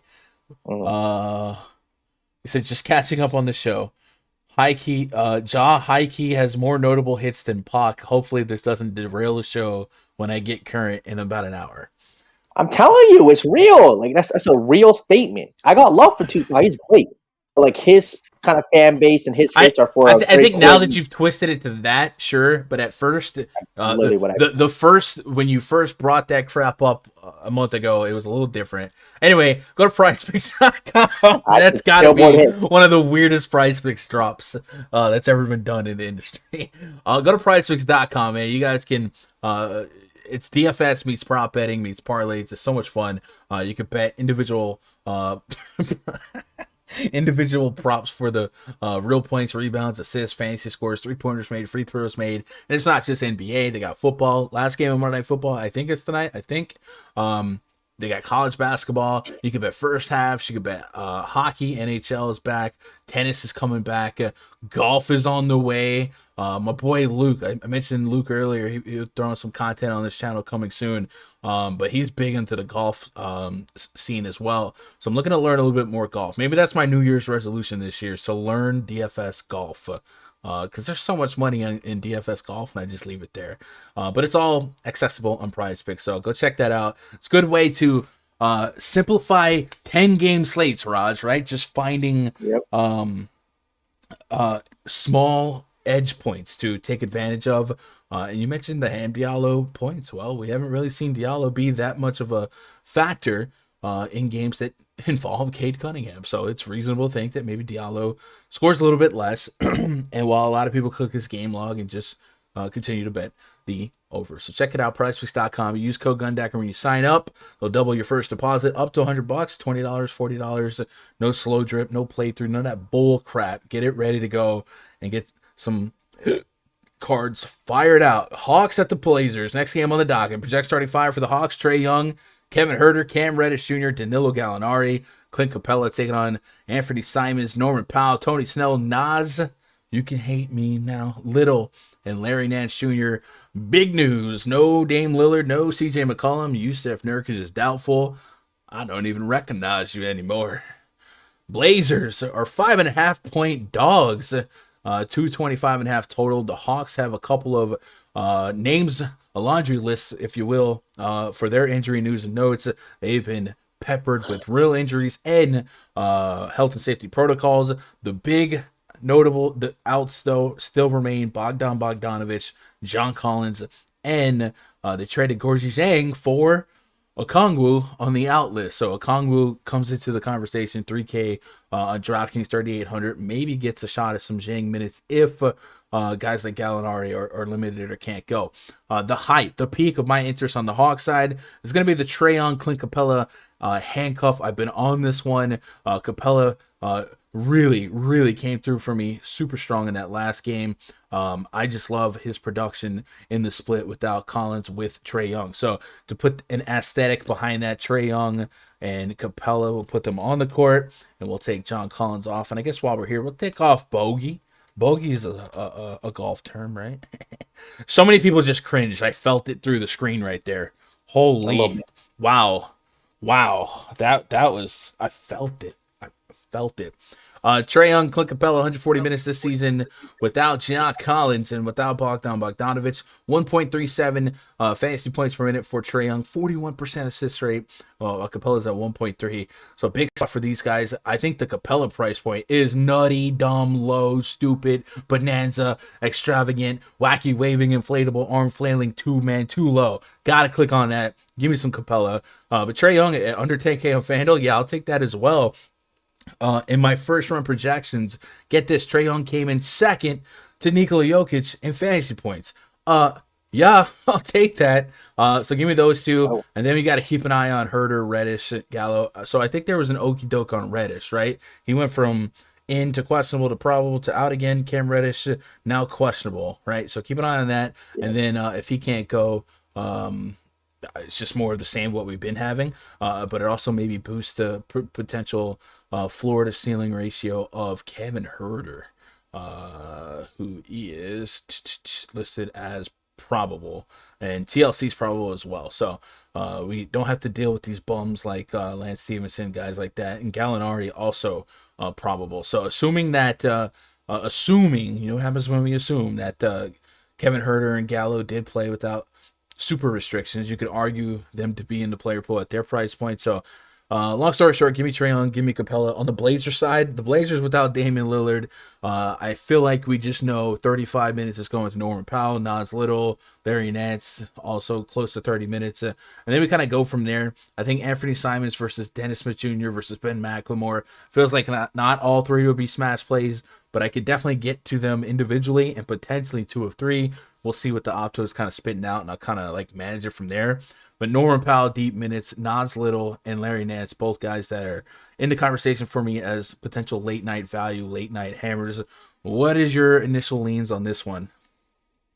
I mean, yeah, so if Simons is out, I think I got a core Dennis Smith Jr., Norman Powell, and probably throw in a third of either Nasir Little or Larry Nance. I think 3 Portland guys in every lineup might be a staple if Simons is ruled out for sure. If he's ruled in, I think he becomes an interesting play, even though they might have him on a minutes limit. So just gotta wait for that news. But gotta love these Portland pieces. No Nurkic, no Lillard, no McCollum against this Atlanta team. I like it. On the Atlanta side, I think this could be like a 25 rebound Capella spot. This is where he just has a season high for rebounds for sure. 8,500, coming off of 18 points, 23 rebounds. 2020, very real in this spot. No one on that team could guard him right now. So give me all the Capella at 8,500 if I'm going to run 3 Portland guys in that lineup. I don't disagree with that take there. Anthony Simons is not on the injury report, so he should be good to go. So look out for that. And then there was the main event, which we will talk about right after this plug for the VIP membership at rundfs.com. Remember, right after the stream, guys, I'm going to be in the Discord making my player pool. If you guys want to tail my player pool, it is accessible in the rundfs.com NBA VIP spreadsheet. We'll have the DK worksheet, the Fanduel worksheet. This is my tier 1s, 2s, and 3s. You don't have to follow it. You don't have to tail it. You can compare yours to mine. I'll show you mine if you show me yours. And then we also have the projections. I'll keep sweeping the projections, usually about every 15, 20 minutes before lock. And then we will have the voice chat going, right? That's the major difference, I think, between my content. Or that's how I add benefit to my content, is that it's not just, reading notes on a sheet or something like that. We're in chat before lock, talking it up. So if you guys want a group of guys to hang out with before lock every day, it's a beautiful part of the process, huh? It's a beautiful part of the process. Bing bong, get into the chat, Raj. What am I doing? I don't know what I'm doing. Miss COVID gun. Yeah, get into the Discord before lock. We'll chop it up. We'll make some player polls. We'll have our heads on swivels. That's how we roll. And then today's the last day, or maybe the last couple days, to get into that VIP year pass. If you use code $50, $50, I tweeted it earlier today. It'll actually be a $50 coupon, so you can actually get this year pass for $5.99. And then that comes with a $150 credit to Fantasy Cruncher, which makes just like $37 a month. So you really, really can't beat that. So go check that out. RunDFS.com.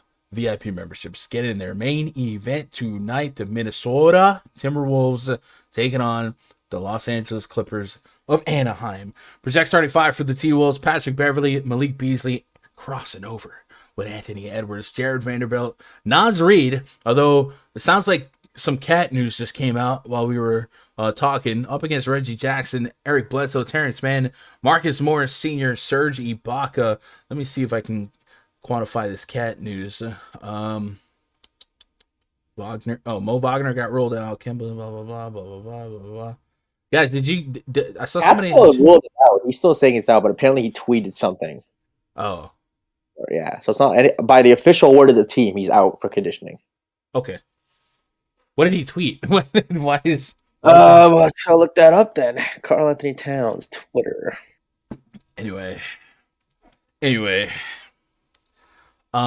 Clippers threw us a little okie doke last game. Marcus Morris ended up not playing. He was active in case of an emergency.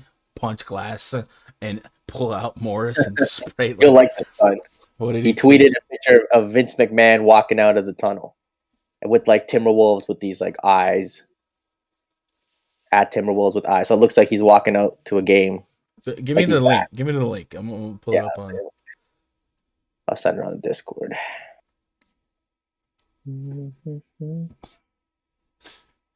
So I mean, I guess it's a sign, but hey.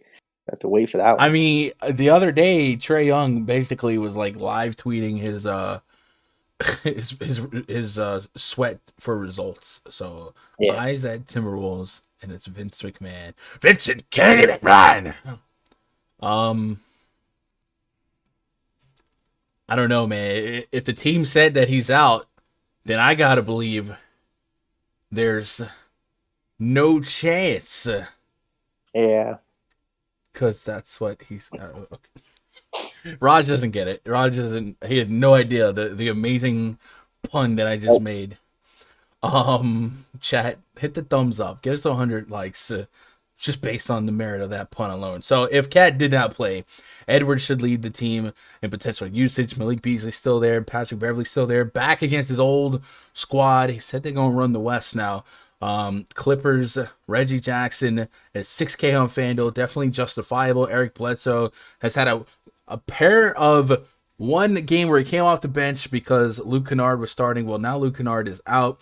And we saw him play deep minutes against the Nets, but that also coincided with Marcus Morris being out. So the Clippers are kind of funky right now to predict pre-flop. We also get Nick Batum back in the mix, so add to that front court chaos of Ibaka, Coffee, Nick Batum. I think the guys I feel the strongest with the most conviction, at least on FanDuel, is going to be Reggie Jackson and Marcus Morris.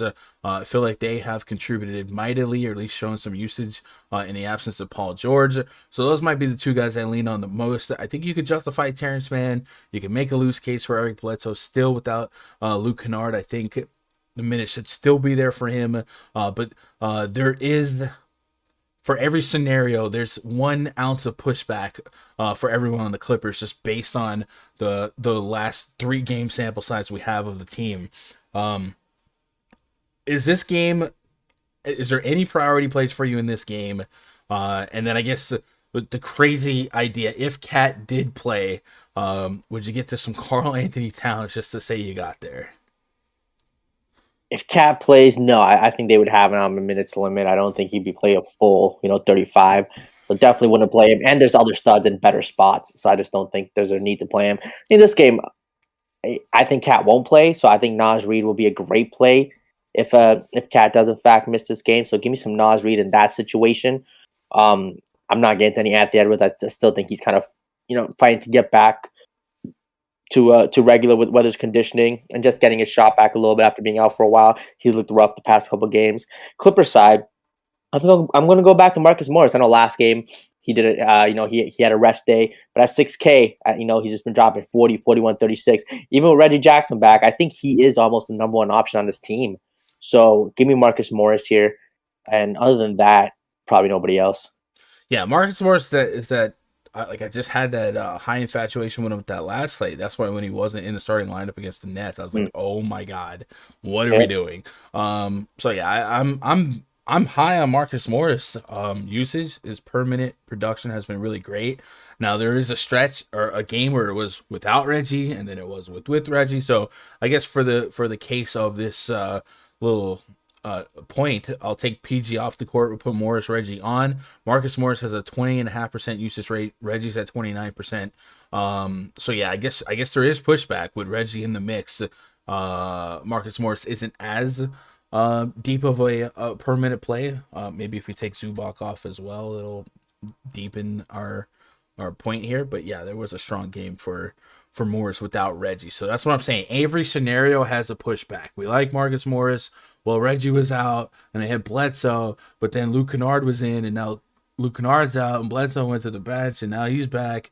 And then Nick Batum is there. So it's it's complete chaos. So I think ultimately I'll be light on this game and just kind of hope that it's the most average game that ever did average, at least from the Clipper side. And then if I knew for sure Cat was out, you could sell me on Naz Reid. He's popping in the early projections. And then Anthony Edwards would have a shot at a late night 50 fantasy point game. So I don't mind getting to a little bit of that. But for the most part, I think I'm pretty modest to down on this game, and I'll be more focused on the Blazers game for more value. Chat, that is our slate. If you guys got anything else for us, drop it in chat. Like I said, it will be in the rundfs.com Discord immediately following this one. So come be part of that, right? Come be part of that. I don't know where we're at on likes. I don't have that up, but if we're not at 100 likes, man, get us 100 likes. That's the daily goal, and we are grinding for 6K subs on the channel. So if you guys want to help us reach that goal, hit that sub button, that red sub button. Otherwise, I'll get you guys out of here. You guys that are not coming to the Discord should probably go check out the Osmo stream. They'll be able to bake in some ownership projections and all that good stuff. We're at 78, so get us to 100 before you hit the road, and we'll be good. In the morning, perhaps look for a uploaded piece of content from my boy Luke. I'm gonna give it him later tonight to verify that. But we might have I'm trying to branch and connect with a couple of content creators to have some more uploaded content. Maybe I don't know about every morning, but a couple times a week. So if you guys are out there, a young content creator with an actual channel, and you might want to collab, hit me up on Twitter, twitter.com/Gundacker. But for the most part, that's it, Raj, right? That's it.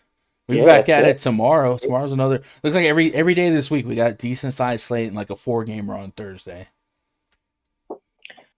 That's not too bad. Can't complain. No. So I guess that's gonna be it, man. All right, Raj, I'll catch you. Are you gonna be here tomorrow? Tomorrow I should. All right. Well, big gulps, huh? Big gulps. Today was the lock of the day. Lock of the day. I'm trying to think. Who's the lock of the day today? That's a little more unknown. I'm gonna go with no chalk. The Washington guys are. You know what? Ja Morant drops 60 DF. Drops 40 real life points. All right, that's good. Yeah. I'm with that. I like how you get like none of my references sometimes. No, don't get it. No. Big gulps, huh? Well, big gulp. See you later. It's like a 7-Eleven thing. Yeah, it is. Well, okay. Okay. I didn't mean 7-Eleven. I meant Jim Carrey. I meant Jim Carrey. Anyway, Raj, I gotta end the show. Appreciate you. Yep. We'll see you in a minute in the Discord, probably. Yep. All right, chat. That's gonna do it for this stream, man. I appreciate you guys as always hanging out with me this afternoon, making part of my day be part of your day. We'll be back tomorrow, 3 p.m. Eastern, 2 p.m. Central. Look for the video in the morning. Otherwise, get in that Discord. Take advantage of a week pass or a VIP pass or the year pass. Twitter.com/Gundacker. I hope you guys crush it tonight. I want to see all the screenshots on Discord, on Twitter. Otherwise, I'm out of here, man. I got to get into the Discord. Yo, Top Biller. I appreciate that follow. Racism on it. That's not what happened. You see, what happened was, that's not what happened. I love you guys. Crush it tonight. Good luck. God bless. And go win some money.